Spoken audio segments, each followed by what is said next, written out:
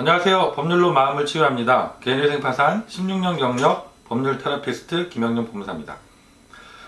코로나가 이제 그 백신도 접종을 해 가고는 있지만 아직도 진정이 덜 되고 있죠. 그래서 가장 피해를 많이 보시는 분들이 개인 사업을 하시는 사장님들이세요. 그래서 최근에도 진행하고 있는 여러분이 계신데 코로나 직전에 개업을 하셨다가 지금 크게 장사가 전혀 안 돼서 폐업 위기까지 처해 계신 분들도 상당히 많으시고요. 코로나가 언제 끝날지 정확히 아직 모르는 상황이기 때문에 이 장사를 계속 하셔야 될지 차라리 접어야 될지까지 고민하시는 분들도 많이 계십니다. 그런데 이런 사장님들이 겪고 있는 어려움 중에 한 가지가 세금도 납부하시기가 어려운 상황이 되시는 거죠. 그래서 부가세라든가 이제 종합소득세까지도 나오잖아요. 이런 부분들도 체납이 되어 계신 분들도 상당히 많으신 것 같아요.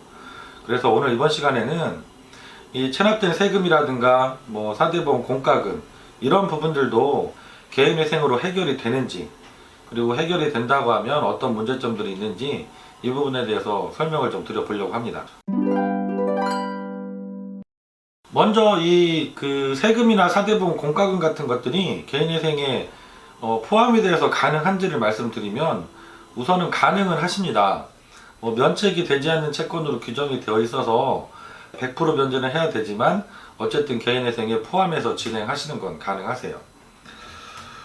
그런데 또 문제점이 한 가지가 뭐가 있냐면 우리 개인회생 채권은 종류가 있습니다. 크게 세 가지 종류를 구별이 되는데요.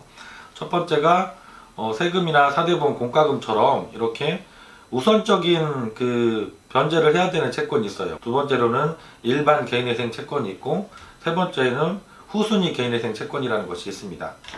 우선적 개인회생 채권이라는 것은 변제를 먼저 받는다. 그것도 100%를 먼저 받는다라는 의미거든요.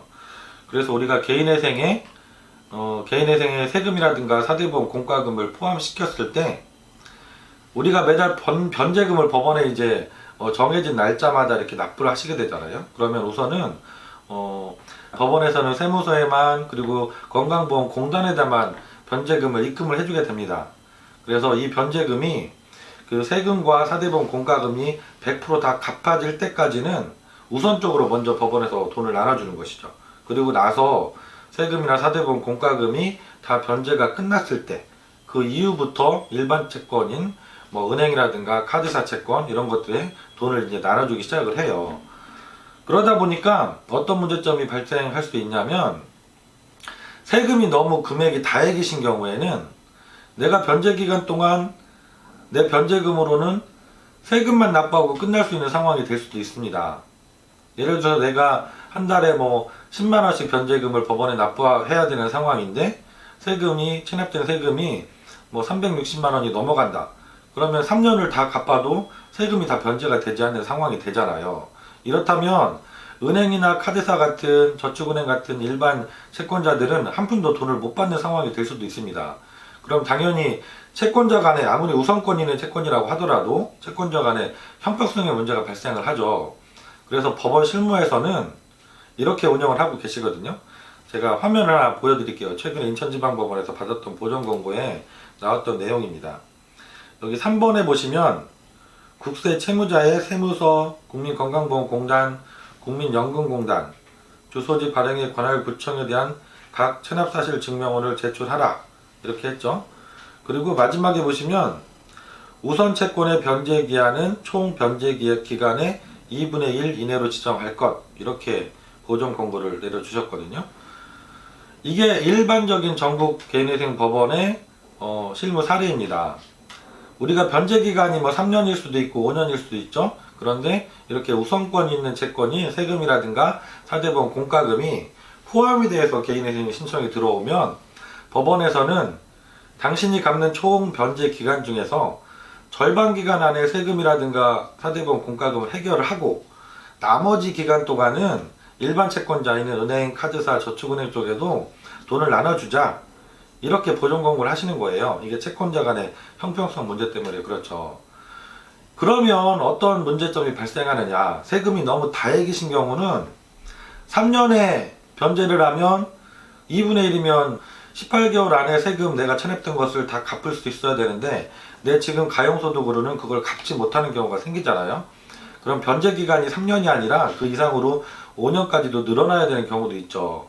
내가 18개월 안에는 못 갚더라도 30개월 안에는 갚을 수 있다. 그러면 변제 기간을 늘려야 되는 그런 문제점도 생기고, 그래도 안 된다 그러면은 월 변제금을 또 높여야 되겠죠. 그러면 내가 실제로 개인회생을 진행하는 게 불가능해지는 상황이 될 수도 있습니다.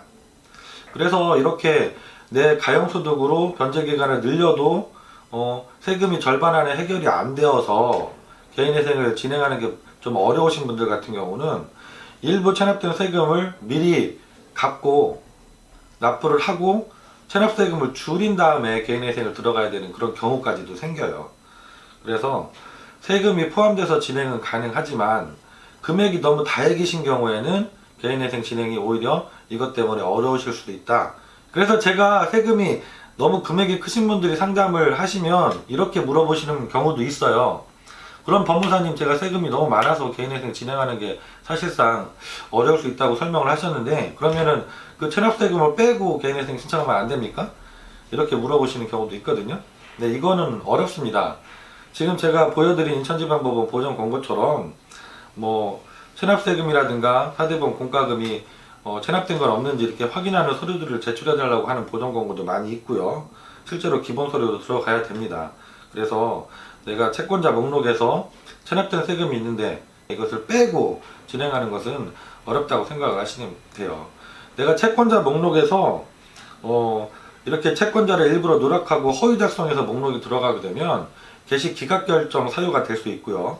그리고 악의로 채권자 목록에 내가 채권이 있는 걸 일부러 뺐다는 것이 밝혀지면 면책 불허가를 받을 수 있는 사유로도 규정이 되어 있습니다. 오늘은 최근에 제가 상담을 하면서 많이 겪게 되는 사례입니다. 대부분의 경우는 뭐 지금 설명드린 것처럼 세금이 너무 다액이어서 신청 자체가 어려우신 경우는 사실 드물어요. 개인회생에 차라리 세금을 포함시켜서 진행하면 뭐 체납된 세금까지도 같이 해결이 되시니까 오히려 유리한 경우들이 많이 있습니다. 그래서 지금 내가 사업을 하는데 코로나 때문에 어려움에 처해 계시고 지금 뭐 부가세, 종합소득세 나왔는데 그것도 납부하기 어렵다 이런 사장님들이 계시다고 하면 개인회생으로 해결하는 방법을 한번 연구를 해보시면 좋을 것 같습니다. 오늘은 제가 그 체납된 세금, 체납된 사대보험 공과금도 개인회생으로 해결이 되는지 그리고 어떤 문제점들이 있는지 설명을 드렸습니다.